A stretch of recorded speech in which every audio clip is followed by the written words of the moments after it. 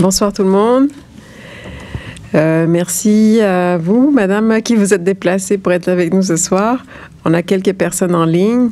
Donc, bienvenue à cette assemblée publique de consultation de zonage qui est en mode hybride en ce 6 février 2025. On a une belle tempête à l'extérieur. Mon nom est Cécilia Macedo, je suis présidente du conseil municipal et aussi conseillère municipale du district de Marigot. Ce soir, nous avons seulement un dossier qui vous sera présenté, soit le projet de règlement CDU 1-10. Donc, avant de continuer, je voudrais souligner la présence de M. Yannick Langlois, conseiller municipal de Lorée-des-Bois, Mme Louise Lortie, conseillère municipale de Marc-Aurèle-Fortin, et je pense que pour le moment, c'est seulement ces deux élus qui sont avec nous. Donc, M. Langlois représente Monsieur le maire et il va vous donner un petit mot de bienvenue. Est-ce que ça fonctionne? Peut-être prendre celui d'à côté. Alors, bonsoir. Merci à vous d'être... je ne sais pas si on m'entend. Oui. Oui, OK. Excellent. Merci à vous d'être présente parmi nous et ceux qui sont en ligne ou qui vont l'écouter en rattrapage.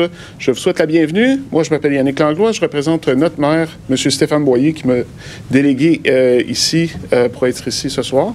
Nous sommes ici pour vous écouter. Pour voir tout les suggestions que vous allez faire et n'hésitez pas à prendre la parole surtout dans le respect, pour nous renseigner sur pour vous renseigner sur les choses que soit vous voulez avoir comme correction ou les questions que vous aurez. Donc, n'hésitez pas à prendre la parole quand ça va être le temps. On est là pour vous écouter. Je vous le dis, je vais être assez silencieux ce soir, mais je suis là simplement pour vous écouter et pour vous laisser la parole. Donc, merci, Madame la Présidente. Merci à vous.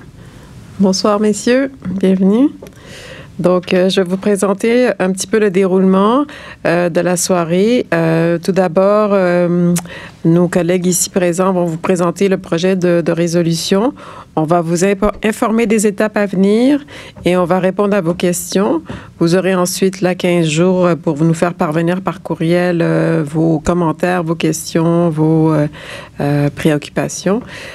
Donc, les personnes qui sont aujourd'hui présentes et qui vont nous présenter ce projet de règlement, c'est Mme Caroline Picard, conseillère professionnelle, division aménagement et design urbain, et M. Samuel Rousseau, qui est conseiller professionnel, division réglementaire, tous les deux du service de l'urbanisme. Bonsoir, nous avons deux autres professionnels qui sont présents, qui pourront aussi aider à répondre à vos questions si nécessaire. Donc, Mathieu Dormaels, conseiller en patrimoine, division planification, service de l'urbanisme, et M. Mathieu Roy, chef de la division réglementaire d'urbanisme, aussi, donc tous les quatre services de l'urbanisme. Donc, je vous demande de réserver vos questions pour la fin de la présentation. Je vais prendre les questions en alternance, une personne ici, une personne en ligne, si c'est le cas. Et donc, pour le moment, les personnes à distance, gardez votre caméra et micro fermés. Ils sont présentement fermés. Et si vous avez des questions, vous levez la main. Donc, sans plus tarder, on va donner la parole à Mme Picard pour débuter la présentation. C'est Mme Picard ou M. Rousseau? C'est moi. C'est M. Rousseau? Allez-y, M. Rousseau. Merci, Mme la Présidente. Voilà. Merci. Bonsoir tout le monde. Alors, ce soir, on vous présente un projet de règlement, comme annoncé, le CDU-1-10. C'est un règlement qui vient modifier le CDU-1, qui concerne le Code de l'urbanisme de la Ville de Laval. Et ce projet de règlement vise à modifier le territoire d'application du PIIA. On verra ensemble ce que veut dire PIIA.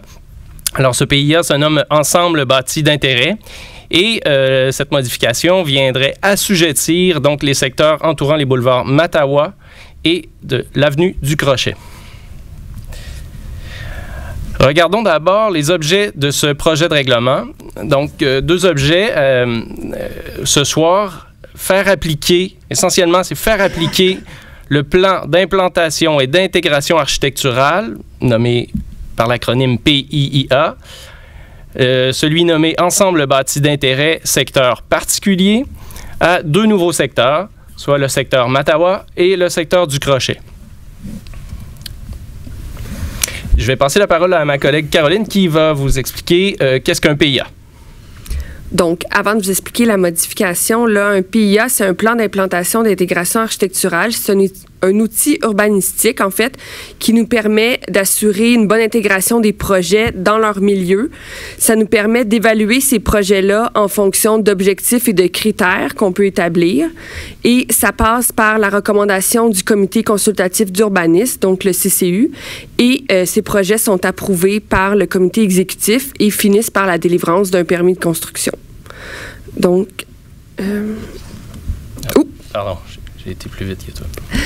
Les effets d'un PIA, juste pour vous expliquer, là, en fait, pour clarifier, au niveau du citoyen, là, ça vous permet, en fait, ça contribue à l'harmonisation architecturale et paysagère du quartier. Ça permet de préserver la valeur patrimoniale de vos immeubles. Ça augmente aussi un sentiment d'appartenance parce qu'au sein de la réglementation, ces deux secteurs-là, ils sont créés comme étant des secteurs d'importance. Ça demande, en fait, de déposer, au niveau d'une demande de permis, là, c'est la même chose. Vous déposez un formulaire, un plan d'implantation, des plans d'architecture préliminaires. C'est pas des documents supplémentaires là, que vous avez besoin de déposer lors des dépôts des demandes. Vos projets sont évalués en fonction des critères de PIA et vous êtes accompagné par un professionnel de la ville sans frais. Les PIA, il n'y a pas de frais pour l'analyse du dossier et ce professionnel-là va vous guider afin que votre projet respecte les critères et objectifs du PIA. Pour la ville, cet outil-là nous permet en fait d'évaluer de façon qualitative les projets afin qu'ils respectent les objectifs et critères. Il nous permet en fait de soutenir nos actions en patrimoine, donc de protéger puis de mettre en valeur le patrimoine bâti qu'on a à Laval.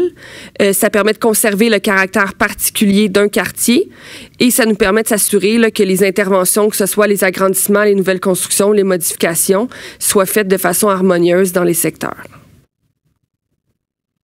Donc, ici, si on vous explique plus précisément le PIA qu'on vient modifier ici ce soir, le PIA Ensemble bâti d'intérêt, son intention à ce PIA-là, c'est de mettre en valeur les caractéristiques urbaines et l'architecture des ensembles bâtis d'intérêt et à contribuer à la préservation de leur homogénéité architecturale et du paysage urbain.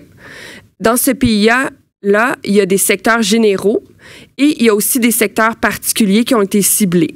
Donc, actuellement, le PIA Ensemble bâti d'intérêt a comme secteur particulier le secteur de Haute-Rive, le secteur de Champfleury, le secteur des Abeilles et le secteur Boisvert.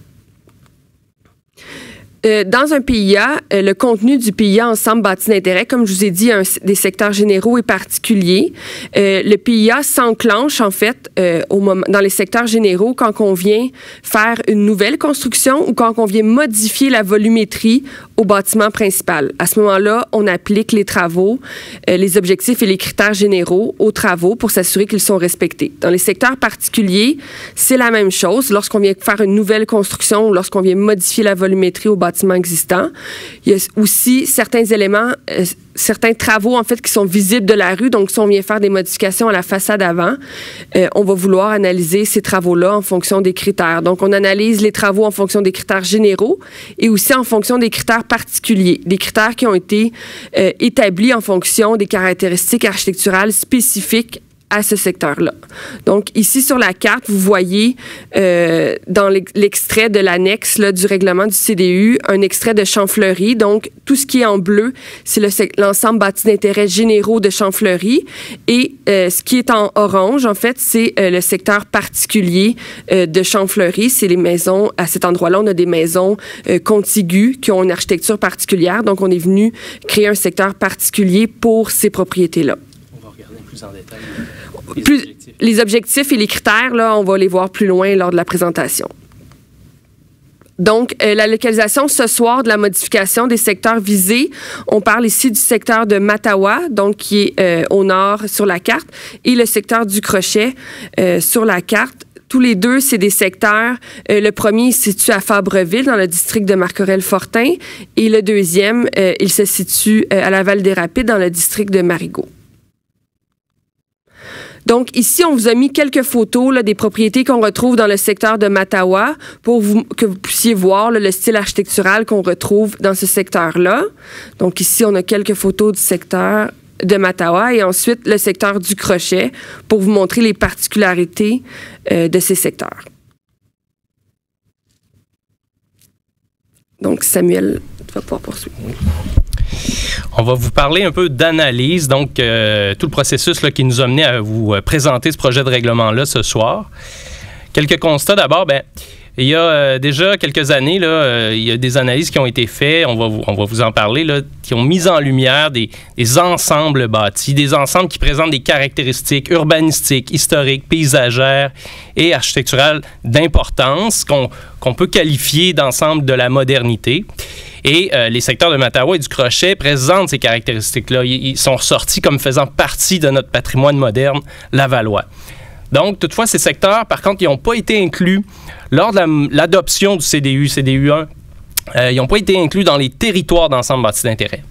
Pourtant, ils sont assujettis à quelques règlements. Ces deux ensembles, Mattawa et du Crochet, ils sont assujettis au règlement de démolition. Donc, plusieurs bâtiments qui composent le secteur sont assujettis déjà au règlement de démolition, le L12507.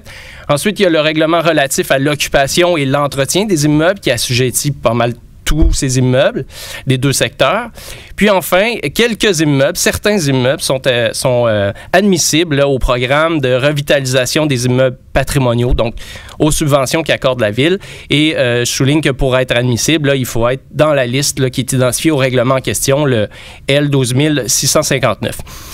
Alors, malgré tous ces règlements et ces applications, il n'y a aucun PIA donc, qui encadre les travaux de rénovation. Donc, quand vient le temps de faire des rénovations, la Ville ou aucun membre du personnel de la Ville peut amener une bonification ou un certain encadrement ou un contrôle des rénovations afin d'adapter les travaux aux caractéristiques des secteurs. C'est les analyses sur lesquelles on se base là, pour amener ces deux secteurs à être assujettis là, au PIA désormais. Il y a tout d'abord l'étude typomorphologique que la Ville a adoptée il y a déjà quelques années, 2019-2020, et qui a permis d'identifier sur l'ensemble du territoire, là, vraiment, il y a une analyse complète qui a été faite sur l'ensemble du territoire pour bien identifier chaque quartier de la Ville, mais des secteurs visés comme celui de Mattawa et comme celui du Crochet, les études ont révélé des caractéristiques particulières pour ces secteurs. Par la suite, juin 2023, la Ville devient la première ville au Québec à adopter un inventaire du patrimoine moderne. Donc, environ 1100 immeubles modernes ont alors été identifiés comme ayant une importance patrimoniale, une valeur patrimoniale. Et c'est un inventaire qui est venu s'ajouter à celui du patrimoine bâti ancien qui existait déjà. Et donc, cette mise à jour, je dirais, là, qui a permis d'intégrer des immeubles et ensemble de la modernité, et qui font largement partie là, de l'histoire de la Ville, hein, puisqu'il y a eu un développement urbain majeur là, durant la seconde moitié du 20e siècle, est venu se concrétiser dans ces inventaires patrimoniaux. Donc, tous les détails là, sur les inventaires patrimoniaux de la Ville sont disponibles là, sous la rubrique Histoire et patrimoine de l'onglet Culture du site Internet de la Ville de Laval. J'enchaîne pour vous dire que l'analyse, on n'est pas resté là, on est allé voir dans les secteurs, donc on a fait une analyse par secteur. Il y a eu, afin de déterminer si le secteur devait appartenir ou pas au PIA, Ensemble bâti d'intérêt, des visites de terrain qui ont été faites, une analyse rue par rue, terrain par terrain, ainsi que de la recherche documentaire, puis l'élaboration aussi d'une grille d'analyse multicritères, puis la validation de ces secteurs là, à l'aide de la grille. Regardons la grille de plus près, on l'a ici. Donc, il y avait plusieurs points d'analyse, dont l'architecture, la morphogénèse, et la morphogénèse là, qui est le processus de développement d'un secteur, la réglementation applicable et l'environnement, donc le contexte là, dans lequel s'inscrivent ces secteurs, qui faisait partie de la grille d'analyse, soit comme critère de non-ajout ou comme critère d'ajout. Enfin, on est arrivé à la conclusion que pour plusieurs motifs, ces deux secteurs devaient être ajoutés au PIA. Donc, ça répond aux critères d'ajout de la grille qu'on vient de voir et aussi c'est en cohérence avec tous les règlements là, qu'on vous a nommés précédemment, soit l'inventaire patrimonial, le règlement concernant la démolition des immeubles, celui sur l'occupation et l'entretien des immeubles et les recommandations de l'étude typomorphologique. Donc, modification proposée par ce projet de règlement-là. Je souligne tout de suite qu'il n'y a aucune modification de zonage qui est faite ce soir, là, qui vous est présentée ce soir. Les zones restent telles quelles. On le voit sur le plan de droite, là, le plan de zonage. Il n'y a aucune modification. La zone T3.1 qui est là, la T3.1 2004, reste telle quelle. On voit sur ce plan au passage là, qu'il y a plusieurs bâtiments en mauve là, qui sont déjà inscrits comme étant d'intérêts patrimoniaux. Et tout ce qu'on vient changer, c'est qu'on ajoute sur l'image de gauche, donc sur les territoires d'application du PIA, on ajoute le secteur Mattawa. Même chose pour du crochet, aucune modification au zonage n'est proposée. On garde la zone telle quelle, la zone T3.3 52 34 existante. On voit de ce côté-là aussi qu'il y a plusieurs bâtiments d'intérêt patrimoniaux qui sont déjà inscrits en inventaire. Tous ceux en mauve. Et du côté gauche, sur le territoire d'application, on voit en jaune là, que le secteur du crochet est ajouté au PIA. Je passe la parole à toi, Carole. Donc, ici, vous avez la liste des travaux assujettis au PIA. Donc, au niveau de la modification, l'ensemble de ces travaux-là, de 1 à 6, c'est des travaux assujettis qui sont déjà existants dans l'ensemble bâti d'intérêt. Donc, nous, avec la modification, ce soir, on viendrait ajouter un travaux, en fait, là, et il a été révisé là, depuis la création, la consultation du projet de règlement. Donc, on voudrait venir, en fait, pour mieux cibler tous les bâtiments accessoires qu'on retrouve dans Mattawa en cours avant. Donc, on viendrait assujettir au PIA le déplacement, la modification et la construction d'un bâtiment accessoire en cours avant secondaire, donc sur un coin de rue, ou en cours latéral. Donc, tout bâtiment accessoire, là, en grande partie qui serait visible de la rue, serait assujetti au PIA ensemble bâti d'intérêt. Que ce soit un cabanon ou un garage. Donc, ici, vous avez la liste des objectifs et critères généraux qui s'appliquent aux ensembles bâtis d'intérêt. Donc, on a des critères au niveau de l'implantation. Ça, il n'y a aucune modification. En fait, c'est juste pour vous les montrer qu'ils existent. Donc, il y a des critères au niveau de l'implantation, au niveau de l'intégration, des critères qui s'appliquent aux agrandissements, aux modifications et des critères qui s'appliquent aussi à l'aménagement. Les modifications, en fait, qu'on propose, c'est de créer des critères particuliers pour le secteur Mattawa au niveau des styles architecturaux. Donc, on a des critères maintenant qui viennent toucher l'architecture, les toitures, les cheminées, la fenestration et l'aménagement de terrain. Et on a aussi un critère là, qui s'appliquerait aux bâtiments accessoires. Donc, on vient faire la même chose pour le secteur du crochet. Donc, on viendrait créer des critères particuliers qui viendraient toucher, dans ce cas-là aussi, la toiture, la fenestration, les revêtements et les détails d'ornementation. Donc, tu peux poursuivre. Je poursuis avec... Oui, merci. Je poursuis avec les prochaines étapes. Donc, après ce soir, que va-t-il se passer? Les prochaines étapes. Bien, à partir de demain et pour les 15 prochains jours, il y aura consultation écrite. Donc, vous avez jusqu'au 21 février prochain pour soumettre vos commentaires par écrit. Je vais vous donner les détails là, où acheminer vos commentaires. De plus, la présentation de ce soir sera disponible en ligne. Par la suite, tous les commentaires, on va réunir les commentaires dans un rapport, ils seront transmis aux élus avant adoption du règlement. Donc, les élus pourront prendre une décision éclairée à la suite de vos commentaires. Donc, ça devrait se passer en mars prochain. Puis, il y aura publication du rapport. Si l'adoption se fait et si le règlement suit son cours, il y aura publication du rapport de consultation et la décision finale reviendra au conseil municipal de la Ville de Laval pour une entrée en vigueur prévue en avril prochain, avril 2025. Je souligne au passage que depuis le 14 janvier dernier, en ce moment, donc, il y a un effet de gel dans les deux secteurs sur les travaux. Donc, parmi la liste des travaux assujettis que Caroline vous a nommés tout à l'heure, tous ceux qui seraient assujettis au PIA sont présentement sous effet de gel. En attendant de voir la décision à la suite de la présentation de ce soir et d'une adoption de règlement. Autre information, donc, c'est cela. L'effet de gel, lui, est valide là, jusqu'à l'entrée en vigueur du règlement, s'il y a lieu. Et ça concerne, je vous le précise, là, seulement les travaux visés par les PIA. Donc, tout autre travaux là, qui a été soumis ou qui ne seraient pas visés par le règlement, là, des travaux de d'autres natures que la construction, la modification des immeubles là, ou les modifications au revêtement ou aux fenêtres, comme il a été nommé, les permis peuvent suivre leur cours.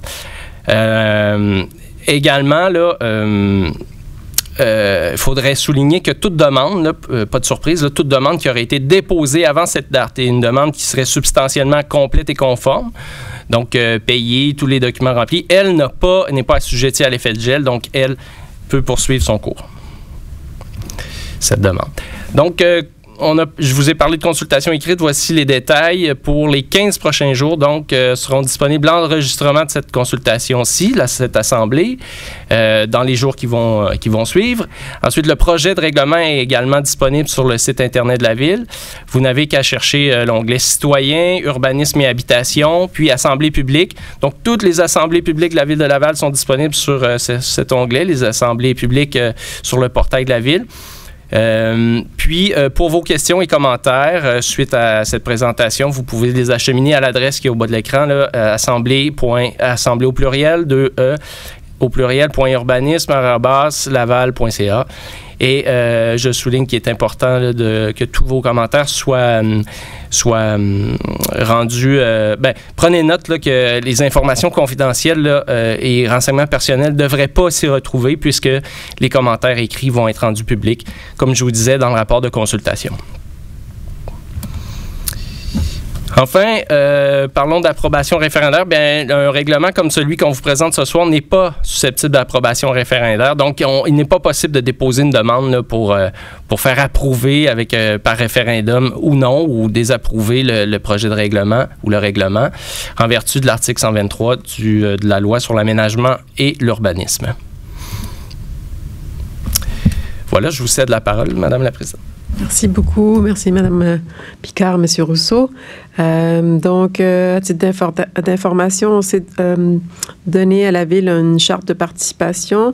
Donc, vous rappelez là qu'en avril 2021, cette charte a été adoptée et c'est pour être, comme on l'a dit, M. Langlois, à l'écoute de vous, les Lavallois, Lavalloises, de recevoir et analyser vos avis pour une meilleure prise de décision. Donc, ce soir, nous sommes là pour vous entendre. S'il y a des questions des élus, parce que je dois saluer M. de La Rochelle, conseiller municipal qui est en ligne aussi. Et il y a 6 personnes en ligne. Donc, voilà, on est rendu maintenant à la période des questions. J'invite les gens qui ont des questions à venir au lutrin ici. Vous devrez vous nommer et puis donner votre adresse. Et s'il y a des questions aussi en ligne, vous devez lever la main. Et voilà, je vous donnerai la parole. Donc, je vais commencer par prendre les questions des personnes courageuses qui sont venues en personne, donc malgré la tempête dehors. Est-ce que nous avons des questions ici, en présentiel? Pas de problème. S'il y en a d'autres, je vais revenir vers vous. Donc, j'ai M. Pierre Damour. Est-ce que vous avez une question? Vous pouvez maintenant ouvrir votre micro et nous poser votre question, ainsi que donner votre adresse, s'il vous plaît. Bonsoir. Bonsoir. J'aurais été là, mais malheureusement, j'ai le plaisir dubitatif de souffrir de la même maladie que votre mère. Oh, alors, en fin de journée comme ça, je suis malheureusement moins mobile.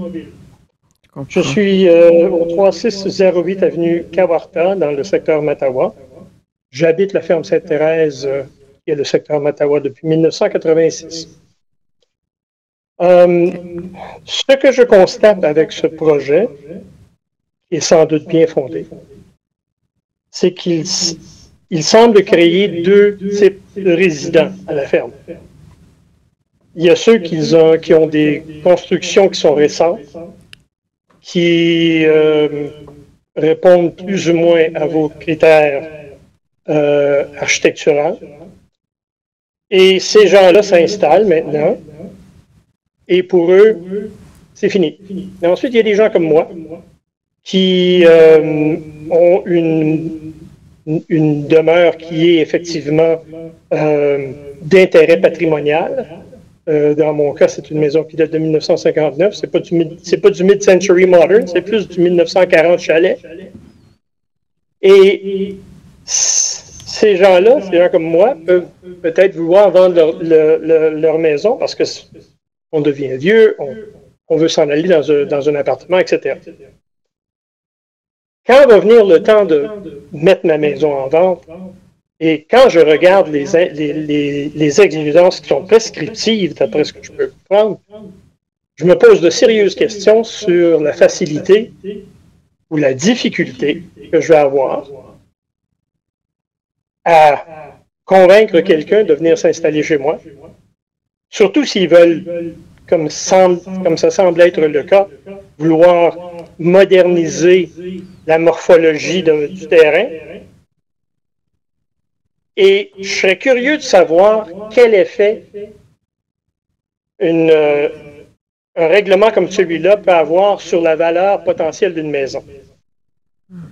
Parce que là, vous me mettez dans une boîte.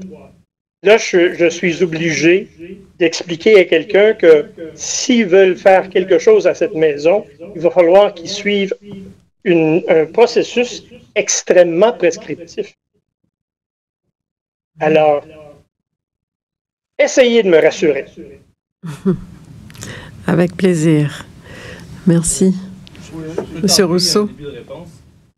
D'un point de vue administratif, bon, ça a l'air bien lourd tout ça, mais comme il a été souligné par ma collègue Caroline, c'est un accompagnement qui est fait. Et au-delà de ça, je vous dirais que c'est un arbitrage. Vous avez M. Damour nommé qui a deux,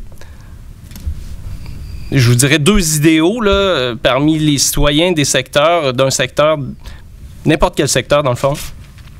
Ceux qui habitent là depuis longtemps, ceux qui sont gardiens d'un patrimoine et ceux qui arrivent avec le rêve d'une vie, construire une nouvelle propriété. Je vous dirais que le PIA va servir d'arbitrage entre ces deux idéaux afin de concilier les volontés des uns et des autres pour adapter les désirs, soit de préserver ou de construire une nouvelle construction, adapter ces désirs-là à la réalité du secteur, aux caractéristiques du secteur et d'amener un projet à se bonifier, pas nécessairement de le freiner, voyez-vous. C'est le genre de réponse que l'on peut fournir sur ces outils-là, qui sont des outils prévus par la loi depuis longtemps, depuis, je pense, 86 d'ailleurs, que la loi sur l'aménagement et l'urbanisme prévoit des PIA pour amener une adaptation de l'architecture afin de mieux s'intégrer au milieu, comme le dit le titre du règlement. Si vous me permettez une supplémentaire, madame? Bon, c'est beaucoup. Je veux bien. Ce sont des idéaux. Et je suis un amateur d'histoire. Je comprends, j'apprécie. Mais lorsqu'on regarde les choses en face, on est devant d'abord un patrimoine qui, dans le quartier Sainte-Rose, c'est pas mal envolé parce que les nouvelles constructions, puisque vous avez fait le tour rue par rue, vous avez certainement vu les mastodontes, là, les espèces de, j'appelle ça des starter castles, là, qui se sont installés sur des terrains qui avant, avaient des maisons qui ressemblent pas mal à la mienne.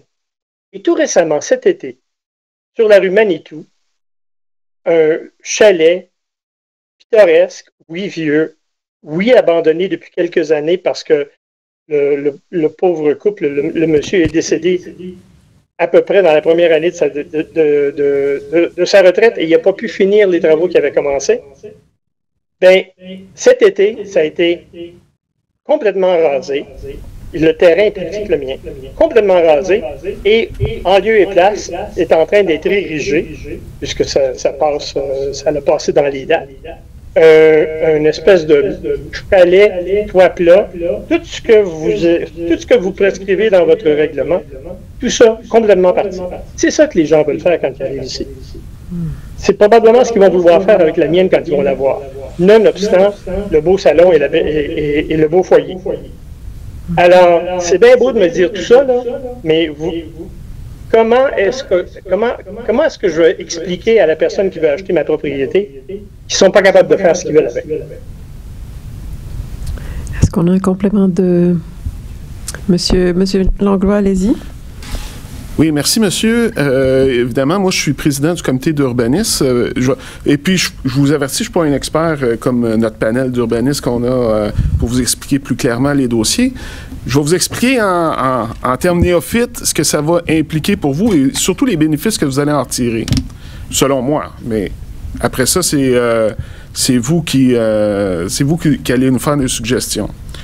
Ce que ça va faire, c'est, premièrement, pour les délais, c'est certain qu'il va y avoir des délais supplémentaires parce que votre demande va passer à travers le comité d'urbanisme et aussi le comité exécutif qui va entériner votre demande.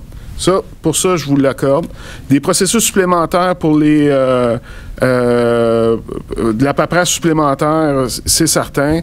Mais encore là, les formulaires sur le site Internet, je vous le dis, sont assez simples et bien souvent, ça prend pas... si vous changez des fenêtres ou changez un revêtement extérieur, il n'y a rien de trop compliqué à remplir les formulaires. Les formulaires sont assez simples. Et puis, ce que ça va faire, c'est que ça va permettre à votre quartier, vous l'avez vous-même dit, ça va permettre à votre quartier de rester périn dans le temps. C'est-à-dire, justement, le PIA qui est là va contrôler, dans le fond, les projets de remplacement qu'il va avoir sur ces terrains-là. Pour des maisons qui ne seraient pas patrimoniales, ça va être... ils vont devoir respecter l'ensemble de ce qui est construit aux alentours. Donc, ça ne sera pas permis de faire, d'acheter votre maison, mais malgré que votre maison est probablement protégée par le règlement de démolition, mais quelqu'un ne pourrait pas acheter votre maison, rénover moins de 40% de votre maison, genre changer le revêtement en façade et puis mettre un peu n'importe quoi. Vous comprenez? Il va falloir que ça soit... Je le comprends très bien. Va falloir que ça respecte le cadre bâti des voisins. Puis ce qu'on va vous demander, c'est pas très compliqué, là. C'est juste soit de respecter ce qui est présentement là, ou de respecter l'ensemble des caractéristiques de vos voisins. Donc, en principe, c'est ça. Merci. Monsieur Dormel aussi, vous voulez rajouter quelque chose? Oui, merci. Merci, Madame la Présidente. Il y avait une partie de votre question, Monsieur Damon, c'est quel effet ça peut avoir sur la valeur foncière de votre maison? Évidemment, on ne fera pas de pronostic là-dessus, mais on sait que les règlements de PIA existent depuis une quarantaine d'années au Québec. Il n'y a pas d'études, ou en tout cas, on n'a jamais mis en évidence un effet sur la valeur des propriétés pour les PIA. C'est pas comme un statut de protection de la loi sur le patrimoine culturel qui a d'autres applications où on pourrait en discuter, mais pour les PIA, et puis il y a d'autres secteurs dans la ville de Laval où il y a des PIA qui s'appliquent. Déjà, ces PIA d'ensemble bâti s'appliquent dans d'autres secteurs et on ne voit pas d'effet de baisse ou de hausse majeure de la valeur foncière. Ce que ça apporte, comme disait M. Langlois, c'est sûr que ça permet de contrôler un petit peu l'extérieur. Ça n'empêche pas non plus de modifier les maisons complètement. Et puis, on est bien conscient, même pour les valeurs patrimoniales en général, même avec des maisons plus anciennes, qu'il faut que les maisons puissent s'adapter un peu au goût du jour et puis au mode de vie. Donc, il ne s'agit pas de geler les bâtiments dans l'état dans lequel ils sont. Au contraire, il s'agit de permettre leur évolution, mais de la permettre d'une façon de s'assurer que ça reste harmonieux et que ça ne met pas en péril le paysage urbain. Il y a déjà eu des cas, effectivement, vous avez raison, il y a déjà des cas dans ce quartier-là où il y a eu des constructions qui auraient peut-être pas eu lieu de cette façon-là avec la réglementation. Je dirais que ça vient justifier de mettre cette réglementation-là. Justement, on sait que sinon, c'est ce genre de choses qui va continuer de se passer dans le secteur. Et puis, ce que ça fait, c'est que ça, d'une certaine manière, ça vient aussi renforcer la qualité de l'environnement bâti du secteur. Ça vient rassurer des futurs acheteurs qu'ils n'auront pas dans leur cour arrière peut-être un voisin, si ce n'est pas déjà le cas, qui va venir construire une très très grosse maison qui va avoir vue sur leur jardin et sur leur cour arrière, etc. Donc parfois c'est rassurant aussi pour les acheteurs qu'il y ait ce type de réglementation qui fait en sorte que on va préserver une certaine densité du bâti. Donc c'est pour ça qu'on n'est pas capable de dire aujourd'hui oui c'est sûr ça va augmenter ou baisser la valeur. Il y a jamais rien qu'à prouver ça dans les secteurs qui sont assujettis à des PIA. Et encore une fois, la plupart des travaux qui sont visés sont des travaux qui sont en façade ou visibles de la rue. Il y a souvent des agrandissements qui se font aussi par l'arrière ou par les côtés. Puis, ce n'est pas pour interdire ces agrandissements qu'on fait un PIA, c'est pour les permettre d'une façon qui soit harmonieuse avec l'environnement bâti. Merci. Merci bien. J'ai d'autres questions, donc on va aller ici en présentiel. Bonsoir, monsieur. Votre nom?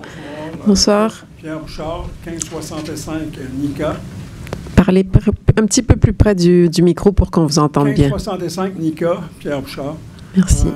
J'entendais le mot contrôle. J'ai juste une question, c'est juste pour ne pas tomber dans le super contrôle.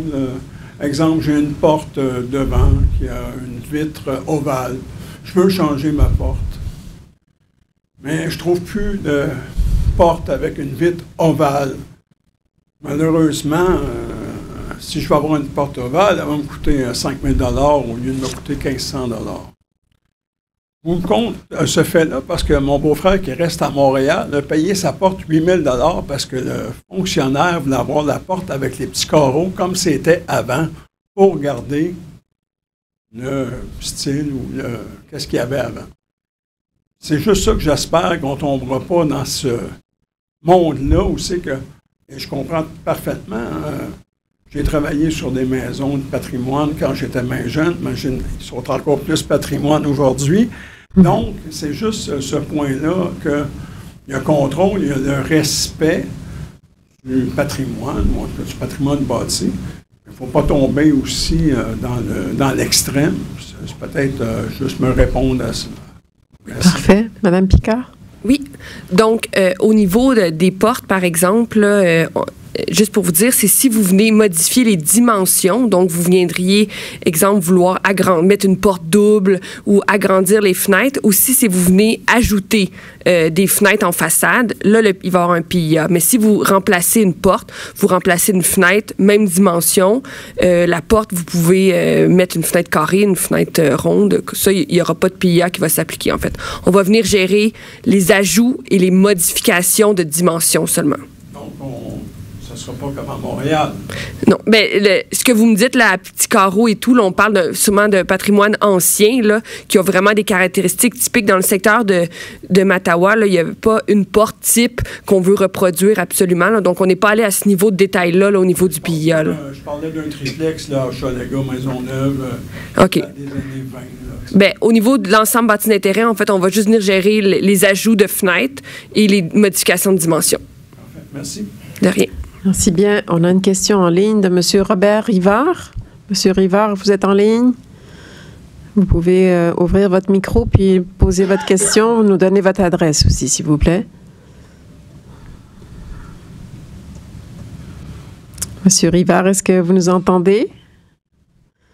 M. Rivard est toujours en ligne? Oui? Oui, me voici. Ah, oui, voilà. Bonsoir, vous m'entendez? Bonsoir. Oui, on vous entend bien. Allez-y. Donc, oui, Robert Rivard, 1570 rue Algonquin, Laval. Donc, je vous dis, la question que j'aurais, peut-être une ou deux questions. La première, je vois que le PIA commence à partir de la rue Yamaska, en s'en allant vers la fin de la ferme Sainte-Thérèse. Mon questionnement, la ferme Sainte-Thérèse étant d'abord constituée à partir du boulevard Sainte-Rose par le boulevard Mattawa sur toute la presqu'île. Ce que j'ai entendu par le passé, ben là, déjà, on a eu une tour à 10 étages en rentrant. D'après moi, ça ne devrait pas fitter dans un PIA, sur le coin de Mattawa. Mais ensuite de ça, ce qui me semble, j'avais entendu dans le temps, c'est que c'était le groupe immobilier Vanout qui avait acheté le terrain de golf et qui voulait construire des maisons. Mon questionnement, la rue Yamaska étant juste à côté de la rue Algonquin. Donc, si votre PIA ne se rend pas jusque-là, est-ce que ça veut dire que tous les nouveaux développements, si développement il y a sur le golf, à moins qu'il n'y ait plus le droit, là, je ne sais pas, vous allez me renseigner, eux vont pouvoir faire ce qu'ils veulent et que tout ce qui est en direction, je dirais, au nord de Yamaska, ben là, on va vivre avec le PIA. Fait que je me dis, ça serait peut-être un petit peu injuste. Je voudrais pas me ramasser non plus avec une tour de 10 étages sur le coin de chez nous, alors que de l'autre côté, je pourrais pas changer un cabanon. Ce serait à peu près ma question. Très bien. Donc, parfait, que comptez-vous faire avec le golf? Parfait. La réglementation pour Monsieur le golf. Roy, Monsieur Roy va vous répondre. Écoutez, c'est une excellente question. Merci beaucoup. C'est sûr que je ferais peut-être une explication un petit peu générale là, avant de tomber dans le golf en particulier. Je vous dirais que le PIA, là, c'est un des outils qu'on utilise là, en matière d'urbanisme et il vient se superposer à notre zonage de base. Hein. Donc déjà, on a un règlement qui vient prescrire c'est quoi les hauteurs des bâtiments qui sont autorisés, c'est quoi les usages qui peuvent être exercés. Puis ça se fait zone par zone. Donc on a déjà un travail de caractérisation partout sur le territoire là, qui fait en sorte qu'on ne peut pas avoir des tours de 10 étages partout. Là. Donc ça, il y a déjà un zonage en place là, qui est là pour ça. Quant au golf en particulier, écoutez, malheureusement, je ne serais pas capable de vous répondre ce soir. Il faudrait que je fasse des petites vérifications. Malheureusement, je ne me souviens plus du zonage là, qui s'y retrouve. SZD, que vous me dites, bon. Contrôle intérimaire dessus, en plus, bon. Donc peut-être que avant de s'avancer trop là, sur les restrictions précises, on ne vous entend pas, hein, donc on entend juste Monsieur Roy, là. Excusez-moi, on discute entre nous, là, si vous ne voyez pas là, à l'écran. Là. Ce que je vous proposerais de faire pour être sûr de vraiment vous répondre là, précisément, puis pas vous répondre dans l'approximatif, puis avec des... Je voudrais éviter les demi-vérités, là, mais si vous pouviez là, nous envoyer votre question par écrit pendant la période de consultation écrite, là, ça va nous faire plaisir d'aller au fond de la question, là, puis vous fournir une réponse exacte. D'accord, merci. Si je peux rajouter qu'un petit point, peut-être qui pourrait aller, en tout cas, au moins, vous aurez la compréhension de mon point. Je comprends qu'il y a déjà des critères autres que les PIA qui s'appliquent, mais comme je dirais l'autre monsieur qui a pris la parole tantôt, ils n'ont pas semblé s'appliquer sur la rue Mattawa pour les 4 autres maisons, les 4 maisons qui ont été construites, je suis bien correct. On va dire que je n'ai pas de problème avec ces 4 maisons-là, mais ce que ça veut dire, c'est que de telles maisons pourraient se bâtir du côté sud de Yamaska, qui serait à peu près à 300 pieds de chez nous. Donc ça va être ça qui va être important. Mais où je vais rephraser, pourquoi vous ne faites pas votre PIA jusqu'au boulevard Sainte-Rose? En fait, pour répondre à votre question, là, entre-temps, là, les gens qui sont avec moi sont gentils, ils m'aident. Ils ont fait des vérifications. Donc, ils m'informent que le secteur dont vous parlez se situe en zone CE. Ce que ça veut dire, zone CE, là, c'est que c'est un zonage qui reconnaît le golf. Ça peut reconnaître les parcs, généralement aussi, mais dans ce cas précis, c'est pour reconnaître l'usage golf. Et donc, les habitations, donc un développement domiciliaire n'est pas autorisé en vertu du zonage. Pour l'instant. Ben, écoutez, c'est sûr qu'un zonage, ça peut changer. Il n'y avait pas de 10 étages non plus qui était autorisé initialement à côté du boulevard Sainte-Rose, il y en a eu une pareille. Bien, écoutez, quand c'est pas autorisé, les gens, il faudrait qu'ils fassent une demande de changement de zonage et c'est un processus quand même complexe. Puis, au bout de la ligne, ce sont les élus là, qui ont la décision là-dessus. Donc, évidemment, il n'y avait pas lieu de mettre un PIA dans un secteur qui n'autorise pas là, les habitations là, à l'heure actuelle. Et lorsqu'ils veulent les autoriser, est-ce qu'on peut penser que le PIA va s'appliquer? Oui. Puis, bien, on pourra vous faire une réponse un petit peu plus complète parce qu'il y a des éléments aussi, là, comme un règlement de contrôle intérimaire là, de métropolitain là, qui s'applique. Là. Donc, il y a quand même des mesures de protection là, qui s'appliquent à ce terrain-là. OK. Merci beaucoup. Parce que pour moi, la logique que le groupe immobilier Vanout l'achète, c'est pas pour opérer un golf.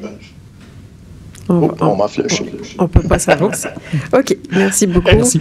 Madame Lortie, vous vouliez rajouter quelque chose là-dessus? Merci, Madame Macedo. L'endroit présentement où il y a les tours n'est pas CE. Évidemment, il était 5.2. Là, donc, il y a cette possibilité-là où les tours sont présentement saisonnées T5. Oui, .2. Parfait. Je vais prendre les premiers tours de parole. Est-ce que c'était là-dessus, monsieur, ou c'était... C'était par rapport à ce point-là. Oui. Il me semble, 1 an ou 1 an et demi, M. Boyer a dit que si jamais le golf était revendu, ça allait être un parc. Les golfs, parce qu'à un moment donné, les maires, en tout cas des villes, avaient dit que les golfs, si c'était vendu, ça deviendrait des parcs. Je ne sais pas si vous avez entendu ça. Monsieur Langlois. C'est juste pour une confirmation. Parfait. Monsieur Langlois, vous avez une réponse? Évidemment, là, dans le moment, le golf appartient à la famille Vanout. Je vous cache pas que si jamais le golf est à vendre, on serait probablement preneur. Mais là, dans le moment, on attend là, les dénouements là, de ce dossier-là. Mais on est pas mal hors sujet là, présentement. Là, on est... hein? Merci. Merci. Est-ce que, monsieur, vous aviez une question? Oui. Venez au micro, puis donnez-nous votre nom, votre adresse. Puis... Mon nom, c'est Fabrice Reich, 1571 rue des Sioux, Laval. Parfait, allez-y. Alors moi, je vais vous mettre une petite mise au point. Déjà, vous avez délivré un permis pour la deuxième tour sur Rosanova. On va fermer ça après, là. Vous êtes tous au courant, mais vous faites comme vous ne le saviez pas. C'est vrai. Ah, je n'étais pas au courant. Moi, en tout cas, ça c'est... Vanout peut construire 30% dans le golf. Ça, c'est pas vous qui l'avez décidé, c'est Mme Plante à la CMM2. L'autre affaire, je veux vous avertir parce que personne ne vous le dit, si vous sortez la tour qui est autorisée, et vous le savez, Vanout, il va construire dedans parce que vous n'aurez aucun remords, aucun recours pour l'arrêter, parce qu'il aura le droit. Vous pouvez me regarder, je le sais, je suis quelqu'un qui a travaillé longtemps là-dessus. Mais ça, on ferme la parenthèse, vous le savez. L'autre affaire que je veux vous dire, c'est que moi, je prévois construire un deuxième chez nous. Okay? Mais je ne veux pas faire une grosse maison. Je veux faire un deuxième parce que peut-être plus tard, ma fille va racheter une maison, puis nous, on va partir ailleurs, mais on a besoin un peu de place. J'ai des amis qui sont dans Champfleury, Boulevard des Oiseaux. Ils ont voulu changer leur façade, puis ils ont dû se battre pour avoir ce qu'ils voulaient. Parce que vous avez accompagné, puis vous avez refusé, non, ça ne fit pas là, ça ne fit pas là. Puis la personne en question, elle est partie voir, elle a dit, là, il y a une couleur rouge, vert, jaune. Puis après, il dit, OK, ça passe. Alors, quand vous me dites, vous allez m'accompagner dans ma rénovation, là, tout ce qui est façade, OK? Si je mets un deuxième, il va être en façade. Y a-t-il quelqu'un qui va venir chez moi et me dit, comme l'exemple de la porte, moi, j'ai une petite porte. Rentrer chez nous, un piano, il faut que je rentre par la grande fenêtre du salon. Je veux l'agrandir. Je veux mettre une porte normale, comme tout le monde, qui rentre dans le décor de mon quartier. Est-ce que vous allez venir me dire, non, tu ne pourras pas faire ça, il faut que tu cadres le cadre là-dedans. Mais je ne parle pas juste pour ça, pour les fenêtres aussi. Moi, je veux rester j'habite là parce que j'aime le quartier, puis je veux rester, puis je veux respecter le quartier. Ce qui n'a pas été fait de la ville de Laval. La preuve, vous avez autorisé des affaires. Moi, je veux juste savoir une chose. Est-ce qu'il va falloir que je me batte avec l'urbanisme, et je vous regarde tous, parce que vous êtes tous l'urbaniste, que le jour où je vais dire, là, je veux un tour en toile, et vous allez me dire, non, tu ne peux pas mettre cette couleur-là. Qu'est-ce que vous appelez accompagner ou juste mettre les bâtons dans les roues? Monsieur Rousseau? Quelqu'un de solide, hein, je vous le dis, là, moi, là, ça ne me dérange pas d'aller à votre cabinet, à vous, puis vous lui dire mes 4 vérités. Parce que vous avez autorisé des affaires que vous savez depuis longtemps. Les grosses maisons, j'ai rien contre. Il faut sortir de nos petites cabanes, sinon on ne serait pas dans nos maisons. Et tu sais, il y a une logique à quelque part. Nous, ceux qui vont rénover maintenant, on va être tous pris avec ça. Vous allez venir chez nous et dire non, ça, j'aime pas ça, je veux que tu fasses ça. Et vous allez tous avoir le pouvoir de la ville de me dire, tu ne fais pas ça. Alors que si moi je dis, je veux ça, je veux l'avoir. Parfait. Vous avez posé votre question? Oui. Il y en a un qui a dit, et ça c'est quelqu'un de très bien placé à l'urbanisme, pas à Laval. Il m'a déjà dit, là, si ta maison de l'autre bord, elle est 30 pieds, puis qu'ils disent, toi, tu ne peux pas le faire à 30 pieds, tu peux aller en cours et tu vas gagner. Parce que vous avez autorisé le 30 pieds. Et j'étais à Montréal, puis j'ai vu exactement comment contourner le règlement. Alors, très bien. Pas pour moi, je parle toujours pour ceux qui viennent par la suite. Merci. OK, donc on a entendu vos questions, vos questionnements, on va essayer de vous répondre. Monsieur Rousseau? Oui, bien, merci de votre question. Ça va nous permettre de préciser qu'effectivement, on est là pour vous accompagner, puis on va être très heureux de recevoir votre demande, puis de cheminer avec vous dans votre désir, votre projet. Voyez-vous, c'est pas une relation conflictuelle qu'on cherche. C'est une relation qui se veut avec l'administration municipale, le citoyen, l'accompagner dans son projet, le guider à travers un cadre. Puis le cadre, ben, il se compose en 2 parties. Il y a le normatif, donc qui appartient au zonage. ce que vous avez nommé, là, les maisons qui ont pu se construire par les autres années, ils étaient assujettis à un autre règlement que celui qui est maintenant en vigueur à la Ville de Laval, qui est le CDU, qui est un règlement tourné sur la forme urbaine. Donc, on a beaucoup adapté ce zonage-là, le zonage qui est maintenant effectif dans le secteur, à la réalité de ce secteur-là. Les hauteurs sont gérées, ça, c'est tout du normatif. Donc, là, ici, on ne discute pas, c'est une norme. Donc, la hauteur est gérée, l'encadrement des implantations est géré, donc les distances dont vous parliez entre un bâtiment et une ligne de terrain, tout ça, c'est du normatif. S'ajoute à cela un discrétionnaire qui est le PIA, donc un outil discrétionnaire qui est prévu par la loi, qui est, oui, un encadrement, mais c'est pas du subjectif. On n'est pas en train de dire je porte un jugement sur votre désir, puis j'aime pas ça ou j'aime ça. Tout repose sur le respect de critères et d'objectifs. Donc, c'est collectivement que la Ville de Laval se donne, dans ce secteur-là et dans d'autres secteurs de la Ville, des objectifs à atteindre. Puis comment on les atteint? C'est dans le respect des critères. Donc, si votre proposition respecte ces ensembles de critères, qui ne sont pas si nombreux quand même, le projet fonctionne.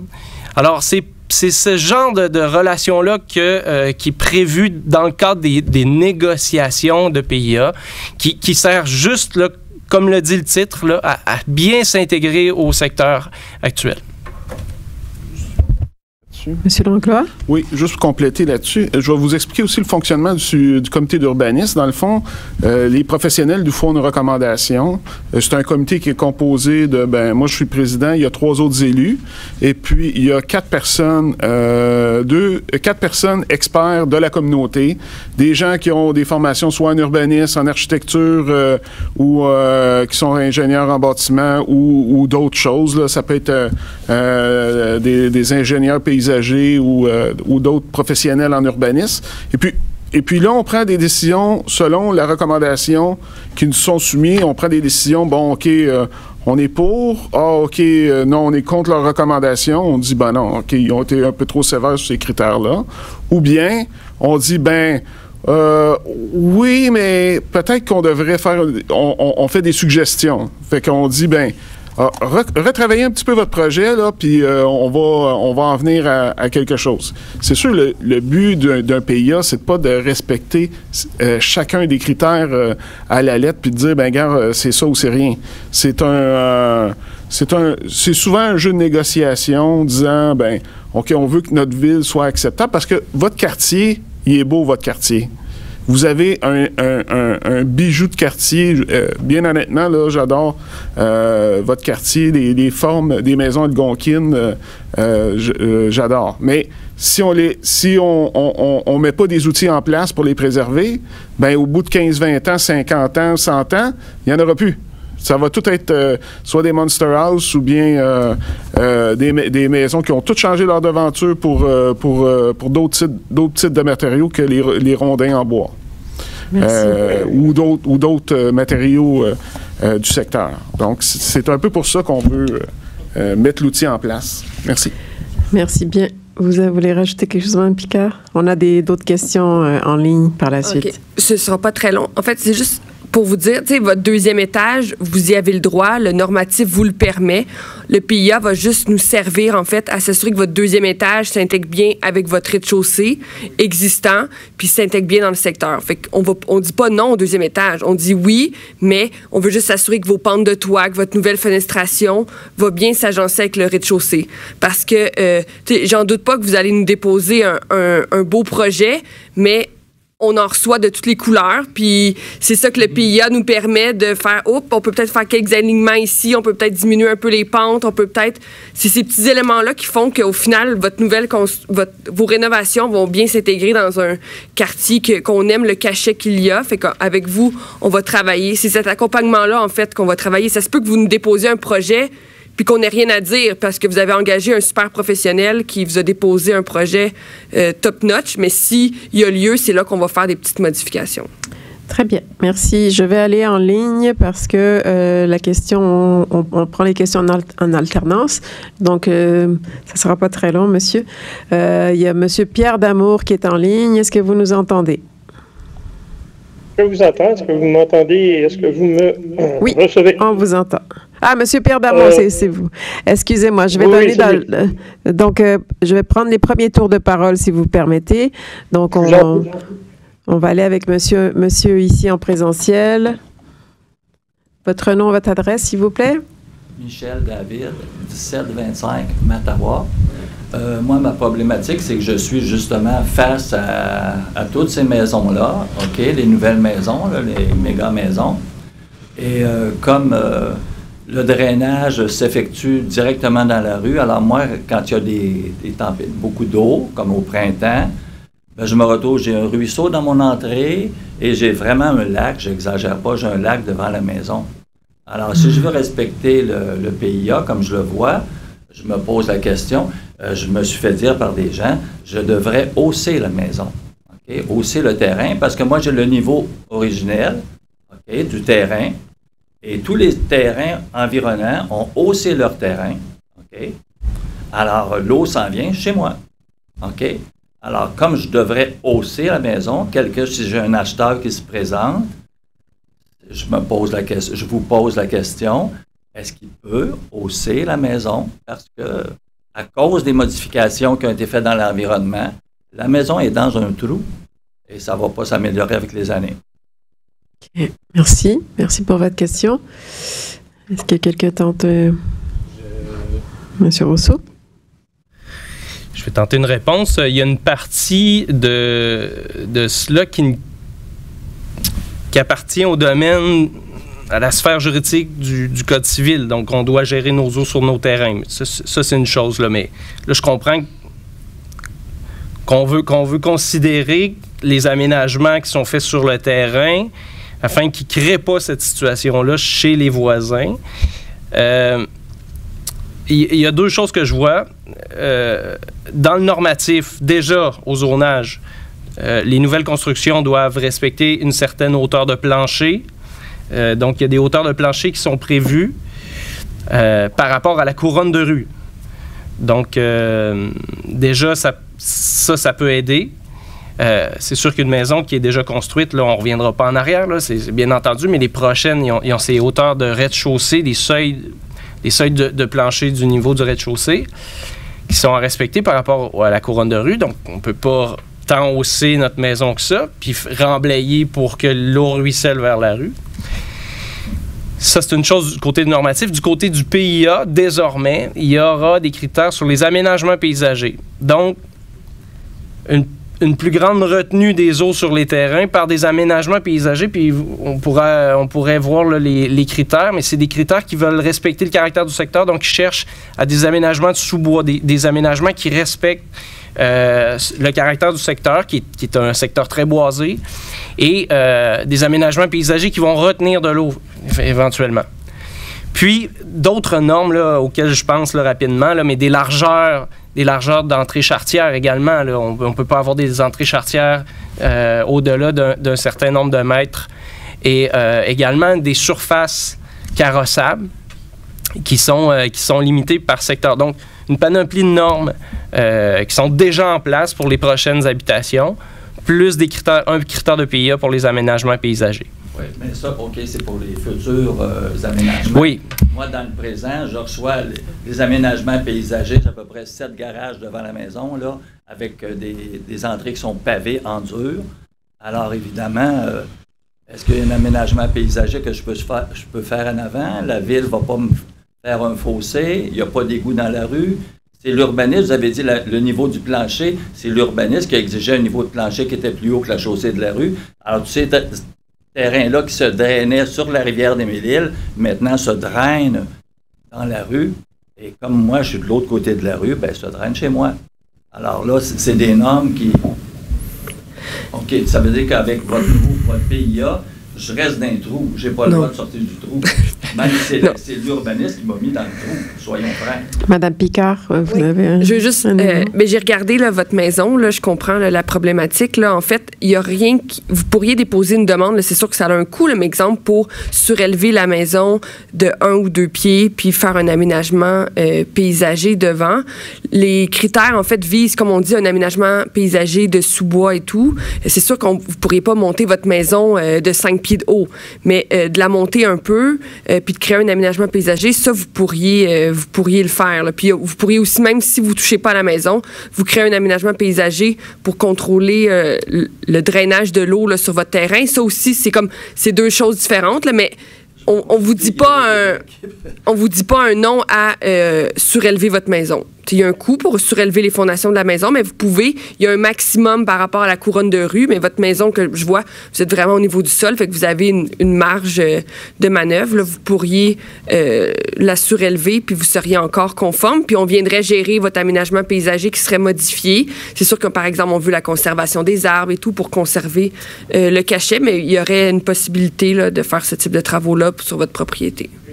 Très bien. C'est-à-dire que si vous aviez dit tantôt qu'il y avait un niveau du plancher face à la rue, donc si je prends le même niveau que mes voisins, je pourrais vraiment faire un étage en dessous, là, parce que vous avez vu la différence de niveau. Là. Est-ce que les mêmes normes s'appliqueraient pour moi? Le plancher devrait avoir la norme, c'est en fait c'est le centre de la rue, là, on appelle ça la couronne de rue. Donc, c'est le point le plus haut au centre de la rue par rapport à votre rez-de-chaussée. Okay. Fait que c'est la même. Là, il faudrait voir votre voisin en face, ce qui s'est construit au moment où c'était le CDU qui était en vigueur ou c'était notre ancien règlement. Il y a peut-être des petites différences, là, mais vous avez, de mémoire, là, vous avez le droit à 1,5 mètre par rapport à la couronne de rue. 1,5 pieds. Parfait. J'ai d'autres questions. Oui, vous pouvez vous renseigner au 3-1, faire une demande pour parler à un urbanisme, là, puis on va pouvoir regarder avec vous la réglementation qui s'applique spécifiquement pour votre terrain. Là. OK, merci beaucoup. Merci bien. Monsieur Damour, on peut procéder avec votre question? Ouais. Vous êtes là? Oui. Puisqu'il est question d'accompagnement, simplement un point. J'ai déjà tenté de me prévaloir du programme de subvention, là, l'espèce de 35 000 $ auquel on a droit, pour la mise à niveau, la rénovation, si on veut, de mon foyer. Quand j'avais fait l'appel au ville, on m'avait répondu que les foyers ne faisaient pas partie du programme parce que c'était à l'intérieur. Évidemment, j'ai expliqué que le foyer et la cheminée sont une pièce, donc ça va à l'extérieur. Finalement, après avoir pris des photos de mes voisins pour leur expliquer que dans le quartier, nos foyers sont un de ces aspects patrimoniaux, on m'a dit, oui, d'accord, c'est bien, vous avez raison, on va vous accompagner là-dedans. Alors, j'ai fait des démarches, mais j'ai choisi un foyer encastré. Personne ne m'a dit que c'était pas, que c'était pas couvert par le programme parce que c'est quelque chose de moderne, un foyer encastré. Personne ne m'a dit ça. Alors, quand est venu le temps de soumettre mon projet, on me l'a refusé. Alors, j'ai été brûlé une fois, littéralement. J'espère que dans les prochaines fois, on va être plus clair dans la façon d'accompagner les gens. C'est tout. Merci. Merci. Donc, c'est pris en note. Merci beaucoup. Je vois personne ici en salle qui veut poser d'autres questions. C'est bon. Il n'y a personne non plus en ligne qui demande la parole. Donc, voilà. Est-ce que quelqu'un voulait rajouter quoi que ce soit? Non? Très bien. Donc, on va procéder à la fermeture de cette assemblée. Comme on vous a dit, on est encore en consultation 15 jours. L'enregistrement va être mis en ligne. Vous pouvez nous faire parvenir vos commentaires écrits. On a donné l'adresse assemblée avec 2 E s.urbanisme@laval.ca. Ces informations seront aussi sur notre page web, sur le site de la Ville de Laval. Merci aux équipes pour la présentation. Merci aux équipes techniques. Merci à vous d'être venus nous accompagner dans cette consultation. Et puis, je vous souhaite une bonne soirée. Bon retour à la maison. Soyez prudents sur les routes. Merci. À la prochaine.